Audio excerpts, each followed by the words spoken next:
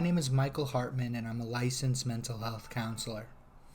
In today's video, we're going to be going over dialectical thinking, or emotion mind, reasonable mind, and wise mind. Let's back up. Dialectical thinking. What does that mean? It's a big word. Dialectical means almost like oxymoron. Two things that are opposite but true at the same time. I have to follow my feelings. I have to follow my thoughts. That was very loud, and maybe I should, cut the video and I should continue the video. Or maybe I can continue the video. Two thoughts that are both true at the same time but kind of oppose each other. Thank you, world, for giving me that example. In our exercise today, we're going to be teasing apart multiple parts of our mind that can help us understand dialectical thinking. This comes from Dialectical Behavior Therapy, or DBT for short, which is a very popular treatment modality for all different types of mental health issues, anxiety issues, and in the extreme case, personality disorder challenges. But again, it could be used for, smaller mental health issues to bigger ones. Now, let's jump into our example. I already have it all set up. Okay, so the mind, according to DBT, has three realms. On the left side, we're going to be calling that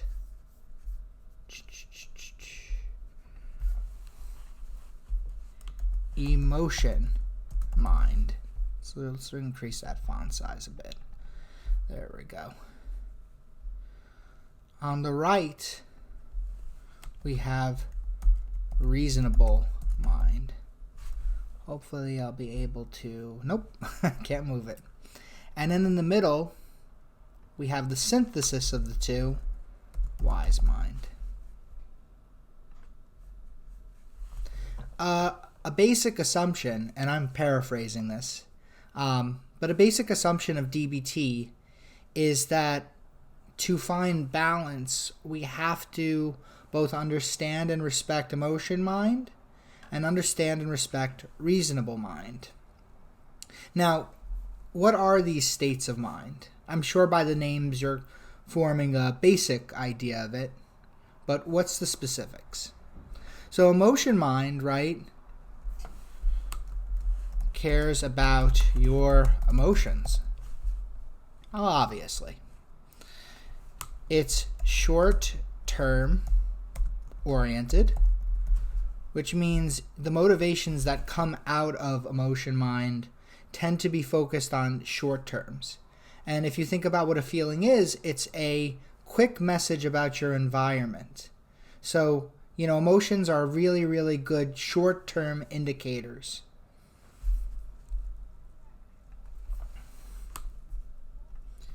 Doesn't care about facts and doesn't, how do I put this? Doesn't prioritize. We could put long-term goals,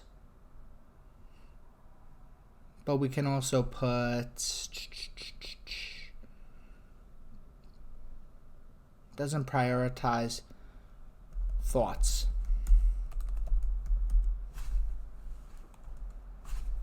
Okay, great. So now we have a good understanding of what emotion mind is. Now, what's reasonable mind? Well, reasonable mind is long-term oriented. It's thinking about your goals. It's thinking about the future.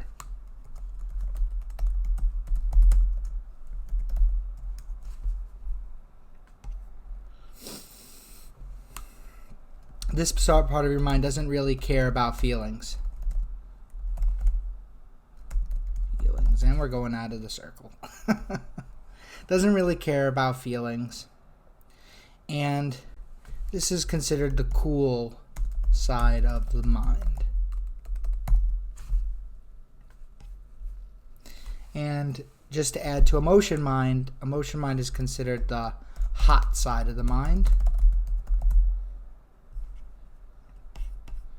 And it can be described as the impulsive side of the mind. Now, we have these two parts of the mind, emotion mind and reasonable mind. And these two sides of the mind really seem to be at odds with each other, which is why I brought up dialectical thinking. You know, we have an emotion part of the mind, which is impulsive. It's hot. It cares about feelings. It cares about having a good time in the moment or seeking comfort in the moment. And then we have reasonable mind, which I like to call the robot side of the mind or the Spock side of the mind from Star Trek. You know, it's long-term oriented. It's about your goals. It's about your future. It's about saving up that money instead of spending it on something you like in the moment. It's about holding yourself together and not necessarily giving into an emotional push or an emotional impulse. Now, what do you think in society, or what have we learned, a lot of us, which side of the mind, quote unquote, is better? And notice that that's a judgment, better. Well, if you thought about it for a second, probably you're thinking reasonable mind.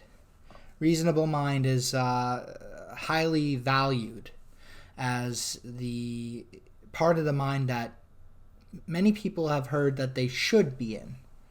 And in DBT, there's an expression, don't should all over yourself. Should is a very strong word. And especially in the beginning of mental health treatment, it's highly encouraged for the word should to kind of be worked out of your vocabulary. There's not a lot of real shoulds in life. Anyways, that's another topic. But, you know, you're a human being, same as me, same as our neighbors, same as our family, our friends. And we are of flesh and blood. We have emotions as well. Emotions are so key to the human experience. I mean, we wouldn't be human, or we would be a completely different type of human if we really didn't have emotions. And it goes, for the Star Trek fans watching, you know, Spock at the end of the universe, you know, like the William Shatner era of Star Trek, when he was still in the movies and everything. Spock, when he was older, he said, logic is just the beginning, meaning that, you know, it's very good to be logical, and it's also important to incorporate your feelings as well into your life. So for those Star Trek fans out there, I'm sure you'll derive a deep meaning out of that. But the moral of the story is that we have to both validate our emotional side and our reasonable side. There's no exclusion here, which is why we have wise mind. And wise mind has very little slither in our chart today, so we're just gonna write down here what wise mind is. Some call it the middle path, you know, between emotion and reasonableness and thought.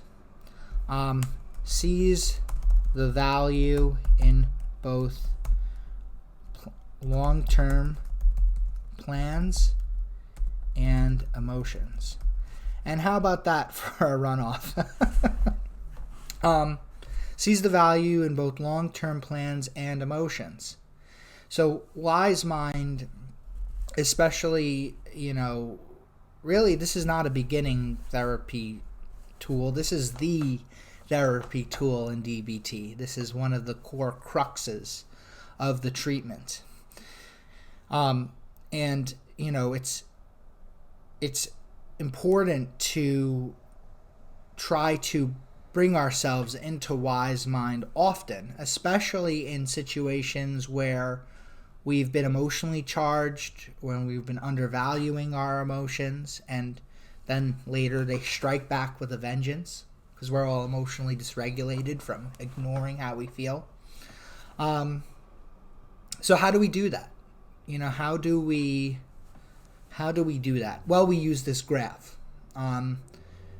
CBTs, cognitive behavioral therapies, including DBT, very, very big on the use of handouts and writing things down to figure out what's going on inside of ourselves.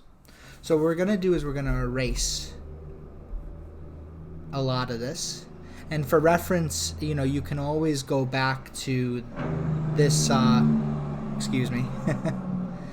you can always go back to this part of the video for reference if you need it.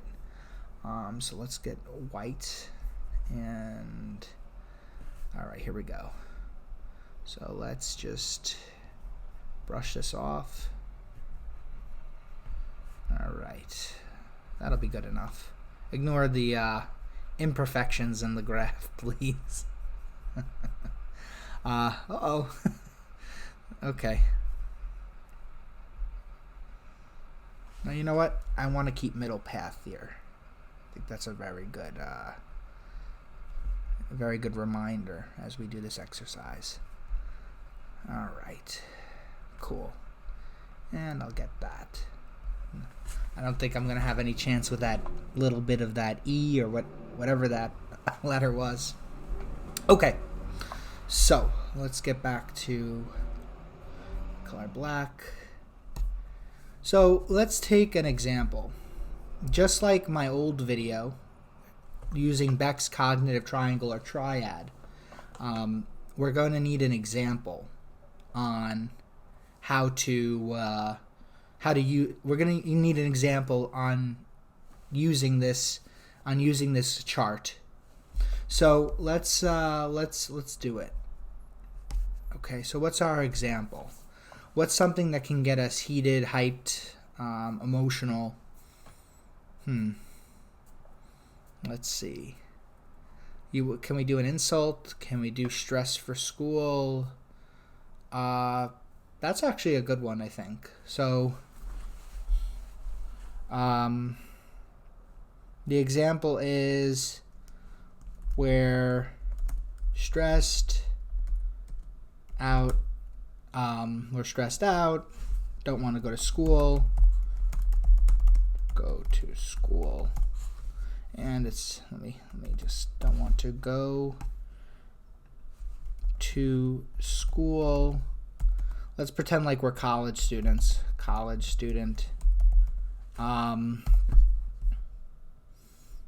right, so, let's say we're in our dorm room, we're not really feeling like going to school today. We want to take the day off, and this is actually a wonderful way to break it down, emotion mind and reasonable mind here. So the emotion is we're probably drained. What emotion would that be? Could it be we're anxious to go to class,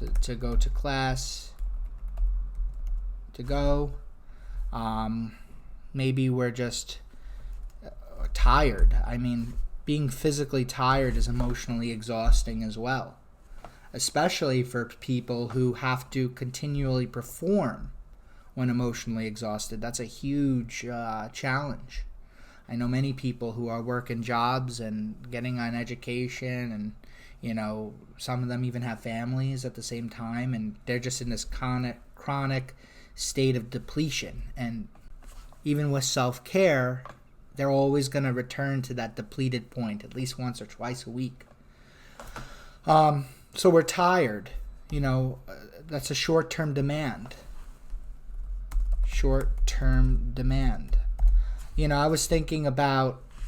I'm thinking about getting up for work today, and I really did not sleep enough. I don't feel like I slept well either.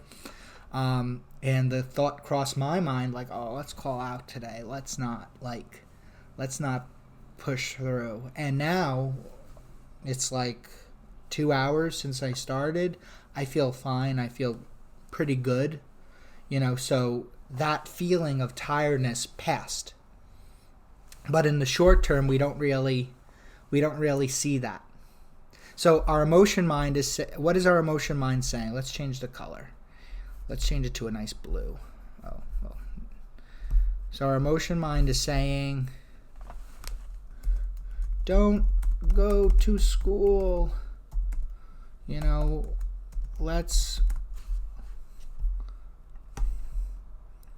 watch Netflix and have, I wish this was easier to use, a late breakfast. Let's basically take the day off, treat ourselves, right? And then on the other hand, reasonable mind, what's it saying? Well, reasonable mind is like, think of it as that logical part of your brain, like the robot in you. And it's like, it's thinking about class, thinking about your grades. And what's interesting? I mean, I'm not sure if this is so on the ball with the DBT model, but I find that these thoughts, right, especially when we have them, like where, we're thinking about class, we're thinking about our grades, and at the same time we don't want to go. It's very possible that this could trigger emotion mind to, get anxious. Because, you realize that you're going to miss out on a test, or a quiz or a lesson in your math class, let's say, and you're going to fall behind. Now, it doesn't mean that this anxiety is going to be tremendous, and it doesn't mean it's going to stay there for long. Chances are the relief of taking a break is going to wash over that, and you're going to be like, I'm so relaxed right now. You're not even going to think about class. The anxiety may actually come the week before the test, or the 3 days before the test, or the day before the test, and you're like, I don't know how to do the thing that I missed. Let's say you guys were doing quadrilateral equations. I just butchered that. And you didn't get the lesson and you can't catch up. That's when the anxiety will kick in later. But still, there is an anxiety component to missing some class. Anyways, back to reasonable mind. Thinking about class, thinking about your grades, the desires to do well in school. It's thinking about your future. Well, if I don't do well in this class, my GPA is going to go down. My GPA can go down from a move like this. Right? And so now, what's the reasonable mind saying? Well, let's see here. Let's change it to a blue as well. And the reasonable mind is saying, and then this is where the should may come out of, we should probably go to school. We need to do well. Right? And so now, look what we have here. We have your emotion mind and your reasonable mind being on complete polar opposite ends. And it's like they can't even negotiate at this state. Don't go to school. We should probably go to school. We need to do well. Don't go to school. We're so tired. No, but we need to do well in school. And that can drive somebody nuts. It's really tough to be in that place. So, now that we've written everything down, we have to try to find the middle path between these two things. So, the reasonable mind's objective is to get us to class. Emotion mind is to make sure that we're all right. So, we have to find compromise here. And this is tough because it requires flexible thinking, and it's not always easy to think flexibly here. So, the middle path, maybe we can compromise. I'll skip my shower and make sure I have breakfast before class. Right? That's something you could do. I mean, obviously come home and shower later, but making sure maybe you're fueled for class. You still get to go to class, which satisfies reasonable mind, but at least you eat, which makes that drainedness go down a bit. Wish I had more room here. Let's add another one. I'll go to this first class, and if I'm not, I'm going to run out of room. And we'll see about the next. So let's say you really are drained. I mean, it does happen. College is a full-time job. And sometimes people get sick, sometimes people get run down. I'll go to this first class and we'll see about the next. So, at least that gets you out the door, and, it might be a little trick of emotional mind. You're validating it, right? We'll see about the next. That makes our emotions feel better. Okay, well, we may not have to endure this the whole day. But as you get into school, you see your friends, you get back into class, you start thinking about things, you have your coffee, you had your breakfast, whatever. And now, your energy systems are back online for crude, that's a crude description, but and you're not feeling that way anymore. You got out of bed. So emotion mind needed that validation. If we really were going to get stuck, we could take the day off, but chances are you're out the door, you're better. And then the last one, and this is like, I can come to class a little, I can go to class a little late and have my breakfast or whatever, and have my breakfast. So, this is more of one that you have to know what situation you're in. Is the professor a very strict one that you're, going to be with? Or is it that, is it that, it's a very strict class and they won't let you in after 5 minutes of being late? So you have to play that one, you have to know a little bit more. But again, the root of this all is to get into wise mind is to know yourself emotionally, know what you need, and then also give reasonable mind a bone. Throw that side of you a bone too. We do have our goals. So how do we balance our emotions, validate them, tell ourselves that they're real, put a little fuel in our tanks so that we feel a bit better, and how do we still keep kicking towards our goals? So if you'd like to try this, right, you can draw your own graph over here with two circles slightly bisecting each other. And you can write out different examples. Just label one circle emotion mind, the middle one wise mind, and then the right side reasonable mind. And you'll be able to write things down just as we did today.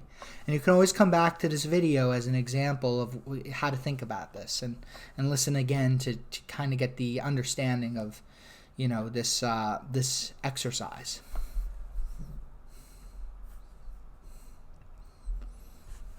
So that's all for today. I thank you guys so much for watching and sticking through the video.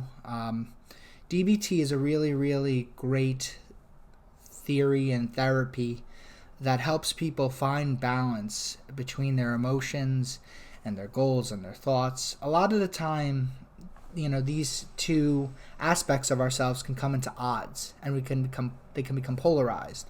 Either you only listen to your emotions, or you only listen to your thoughts, and then the emotions strike back with a vengeance. Because again, you're a human being, and you need to listen to those things, or they're gonna build in intensity. Again, my name is Michael Hartman, licensed mental health counselor. It was a pleasure having you here today. Great job, and I'll see you in the next one. Bye now.